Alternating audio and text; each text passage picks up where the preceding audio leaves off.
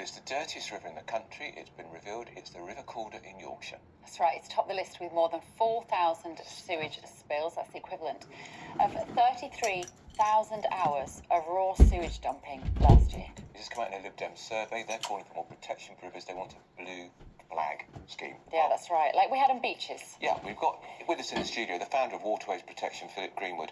They should be hanging their head in shame, these water companies. They really should, yeah. But what you have to remember is the water companies are not really water companies anymore. I mean, if we take Yorkshire Water, for example, Yorkshire Water are just now a vessel. They're owned by about 4 different major investment practitioners. The Singapore Sovereign Wealth Fund, which owns 33.56% of Yorkshire Water. But what's interesting, Singapore has, one of the for their own country, they have one of the cleanest, most advanced sewage systems in the world. They're all drinking pure water. The seas are pristine because they have some national pride, and they would never conceive of doing what we do. Tell us about Thames Water, because that's about to go bust with debts of £14 billion. No doubt they're going to whack extra charges on Thames Water customers, biggest company in the country. Thames Water. Okay, so if we look at Thames Water, again, this is Thames Water. People, obviously a lot of people watching this, older people, etc., people have a relationship with these water companies, these brands. We've been brought up with Thames Water. We like them. But what we have to remember is that these water companies have completely been hijacked now by these profiteers. So, we have, 31% of Thames Water owned by the Ontario Municipal Retirement Scheme. So, the people in Canada's pension is actually profiting from the destruction of our waterways here as well. We ourselves here have a university superannuation scheme, which is about 20% invested in it. But the rest, Fidelity Investments, the Chinese Investment Corporation, which owns about 8.9%.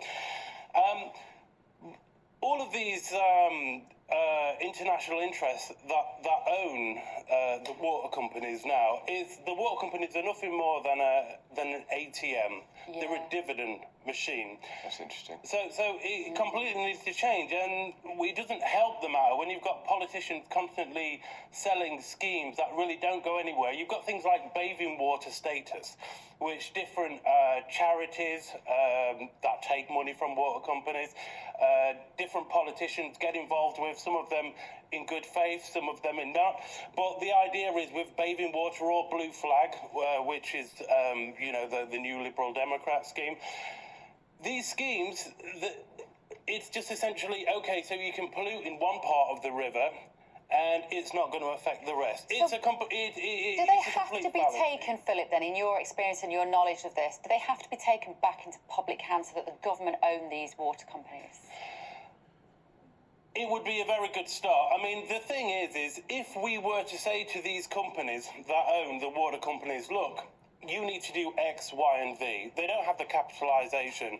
Therefore, then yes, there is an argument for nationalisation. But nationalisation means nationalisation.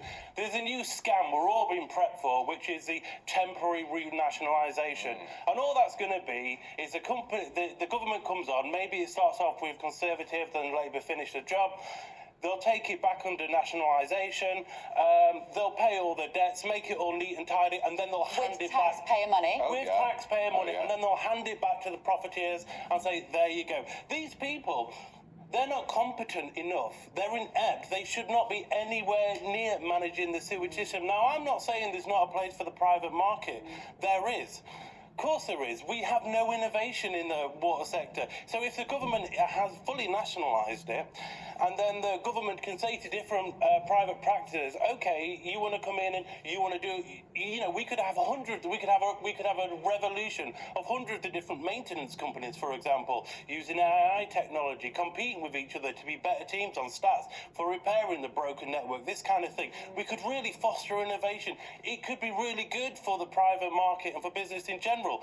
But no, we've decided, because of the old boys network and the establishment who all do deals with each other and put each other on each other's international wealth funds, that it's all locked up. And that's it. That's the whole thing, and they're completely strangling any innovation. But it's what they say, it's what they want. So Can we make you Secretary of State for water? Well, I would love that. I would good love ideas. the politicians to put me in charge Yeah. of this situation, because none of them have the competency to deal with it. obviously, they aren't here to defend themselves, and of course, we would welcome them on any time. We will invite them on the show to give us their version of events. Of course, we will.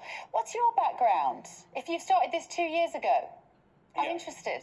Briefly. Yeah. Well, okay, so look, my background is, I'm 43 years old today. Happy birthday. Thank you. Well, no, not today, as in, I think all right. 2 days. Well, thank you anyway for 3 or 4 weeks ago. But no, I worked with a financial advisor throughout my 20s into my 30s. In my 30s, I'd have a bit of a breakdown, some mental health issues, Right. anxiety, this kind of thing. And I sort of came out the other end, but I wanted to live a life with purpose, of meaning, and simply... And it's 2 years, and how's the reaction from the public been to your personal challenge and endeavour to protect our waterways? Yeah, no, it's been good. I mean, I'm mainly trying to focus on influencing the campaigner space, because so many campaigners are campaigning for the wrong thing. Philip, come back and see us. Yeah. We've run out of time. Really impressive. Founder of Waterways Protection, Philip Greenwood. I am hot-footing it to talk to GB News members in our boardroom now, down the line on Zoom.